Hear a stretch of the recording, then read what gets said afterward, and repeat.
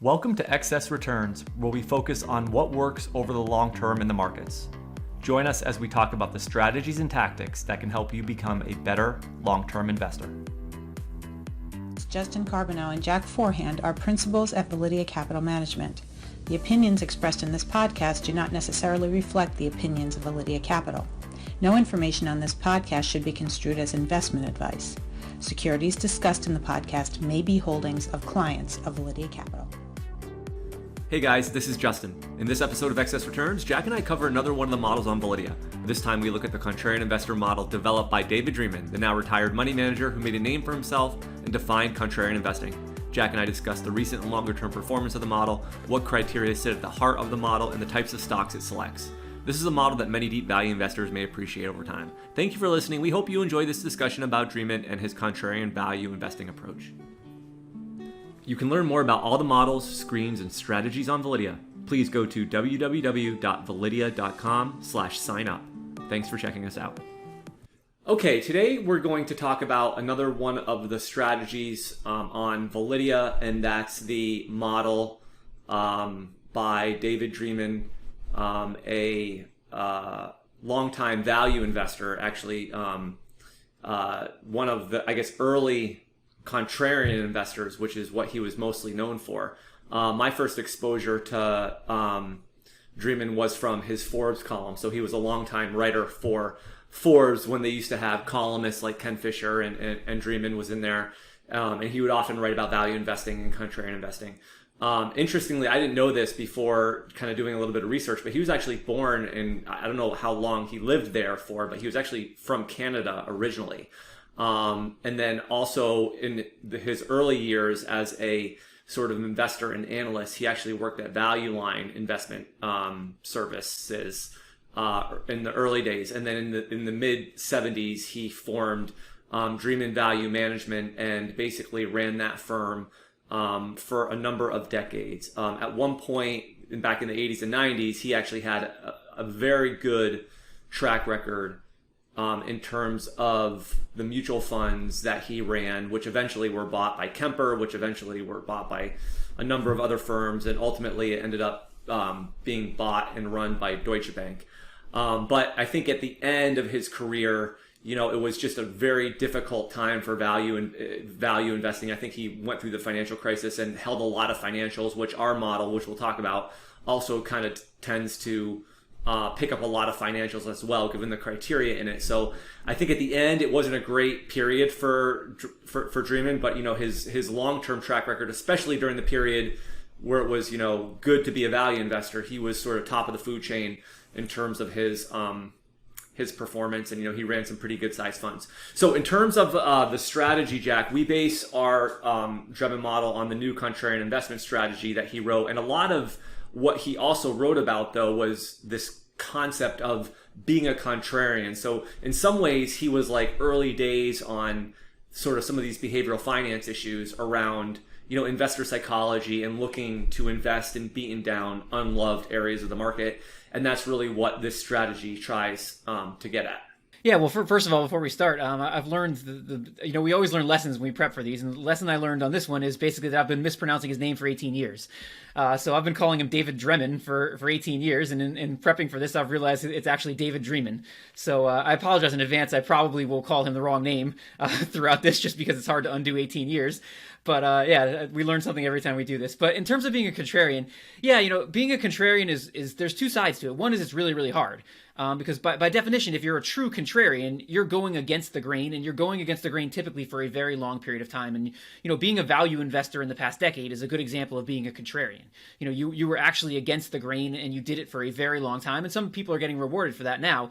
But, I think, so that's part of it is very difficult. But the other part of it is a lot of times people think they're contrarians when they're really not. You have to be a true contrarian, you have to really be going against what popular opinion is. And popular opinion tends to be right for short periods of time, or even moderate periods of time, or even in the case of the past decade, long periods of time. So it's just being a true contrarian. A lot of people call themselves contrarians when they're not. And when you are a true contrarian, it's really, really hard to do, and it involves significant pain. Yeah, and I think that, for Dremen, being a contrarian basically meant buying, very cheap stocks based on some valuation metric, basically. And like you said, over the last 10 years, that type of strategy hasn't really been a successful one. Yeah, no, absolutely. And it's interesting. If you look back at, we now run 22 models on Validia. Some of them go back to 2003, others go to different dates. But if you were to look at those 22 models, the worst performing model across the full history in terms of an annualized return relative to the S&P 500 is this model based on Dremen. And so that just shows that kind of gets at the nature of being a contrarian, because to some extent, you would look at that fact and you'd say, all right, this model is not worth following. We've now been running this model for 18 years. It's underperformed the S&P 500 by, I don't know what it is, a few percent a year or something like that over 18 years. I mean, if something doesn't work over 18 years, what's the point? Why would you even possibly follow that model? But it also gets into the importance of digging beneath the surface and understanding why something is going on. So in this particular model is a deep value contrarian model, but because of the nature of some of its criteria, it also tends to select a lot of international companies that trade in the US, sort of the ADR type universe. And if you look at that universe relative to the S&P 500 universe, that universe in the past 18 years has been getting killed.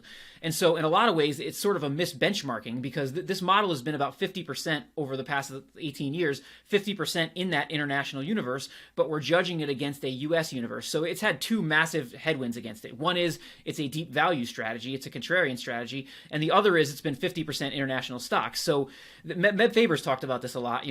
How long do you really need to truly judge an investment strategy? And he said he used to think it was 10 years, and now it's maybe more like 20. And this is an example of that, because if you look at going forward and said, what strategy do you think might do best in the next 20 years? I might rank this in the top half of our strategies in terms of ones that I think might do well, because international stocks are very cheap, value stocks are very cheap. This actually might be a strong strategy in the past 20 years, but if you judged it even over a period as long as 18 years in the past, you might say this is just a terrible strategy and it's not worth following.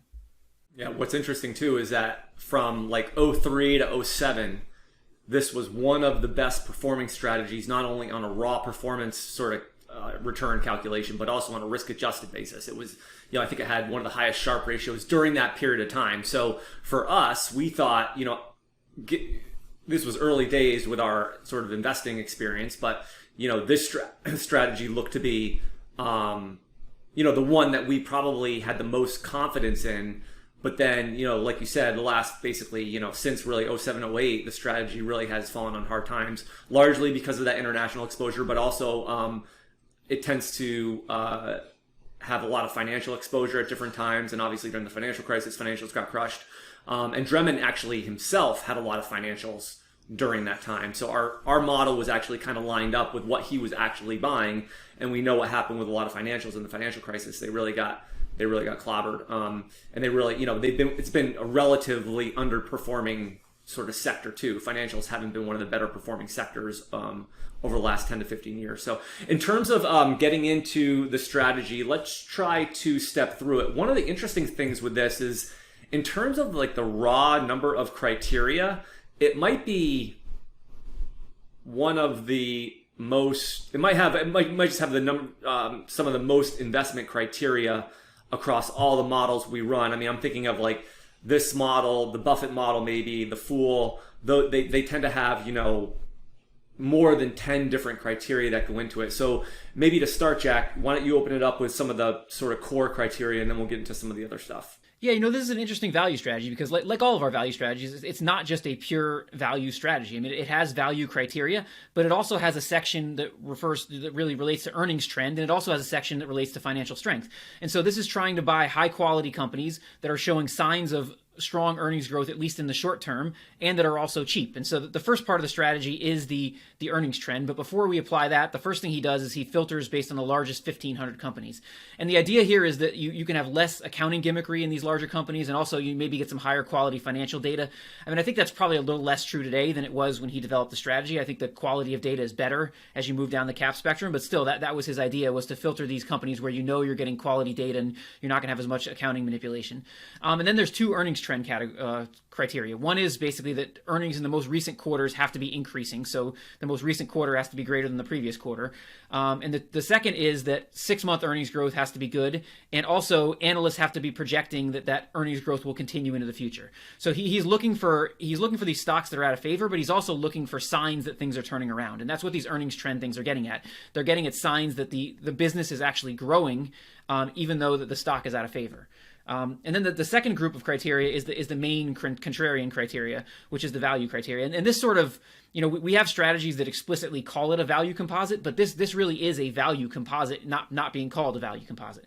He's looking for stocks that are in the bottom 20% of the market using 4 different criteria: the PE ratio, the price to cash flow, the price to book, and the price to dividend. So the price to dividend typically would not be in a value composite, so he's looking at it a little bit differently, and we'll see as we go forward, this strategy does have a dividend focus. But in general, you're looking for stocks that are cheap, not just on one metric, but are cheap on at least multiple metrics. And then the final section of the strategy is this financial strength section, and this is where we get into more of the dividend criteria. Number one is he wants the ability for the company to raise its dividend. So he's looking for a lower payout ratio so that there's the potential to increase the dividend in the future. He's looking for high return on equity. He wants it to be greater than the top third of the market, which, according to our calculation right now is above, say, 16% or so. He's looking for pre-tax profit margins between at least above 8%, and he considers above 22% to be really phenomenal. And then the last thing is he wants a yield that's above the market yield. So you see there's a few different yield criteria in there. So this is a dividend. This strategy does tend to produce high yielding stocks with high dividend yields.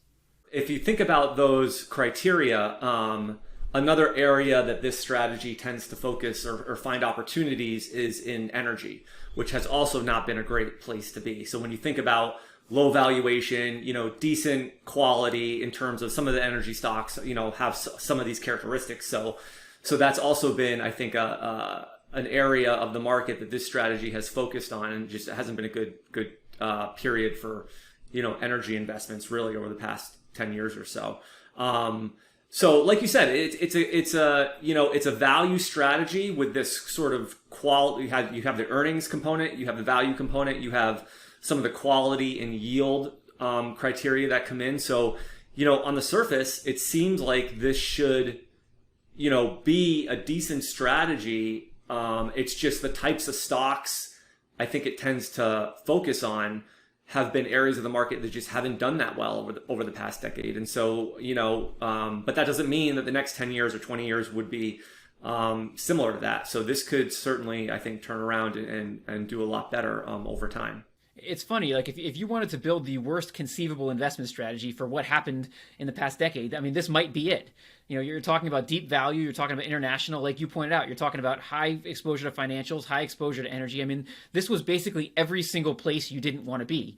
But like we talked about before, it's the amount of time you need to properly judge an investment strategy is really, really long. And so that doesn't mean that in the next 20 years, it might not be a very different picture. If you're one of those people that believes, value stocks are coming back and international stocks are cheap and emerging market stocks are cheap, if you're a person who believes all of those types of things, this may be a really attractive strategy, even though it has a terrible track record. And that's the hard thing when judging these strategies. A lot of times when people go to our website and they try to look at our strategies, they'll immediately focus on, what are the top performing portfolios over the long term? And, a lot of those, because of what the nature of what the past decade was, a lot of those are, growth or momentum or things like that. But that doesn't necessarily tell us that in the next decade, if we were to have a value, outperforming decade, and who knows if we will or not, but if we do, the top performers in the next 20 years are probably going to be very different than they were in the previous 20 years. And so that's the hard thing about factor investing, is you can struggle for long periods of time, and even very long periods of performance can't necessarily be something you judge a strategy on. Great. So we'll put a link to some of these resources in the show notes. If people are interested in looking at the model, they can see it on Validea. And hopefully this has been, somewhat valuable in terms of understanding what a contrarian investor in value investing strategy looks like from a quantitative perspective. So thanks for listening, and we will see you next time. Thank you. Hi guys, this is Justin again. Thanks so much for tuning into this episode of Excess Returns. You can follow Jack on Twitter at @PracticalQuant and follow me on Twitter at JJ Carbonneau. If you found this discussion interesting and valuable, please subscribe in either iTunes or on YouTube, or leave a review or a comment. We appreciate it.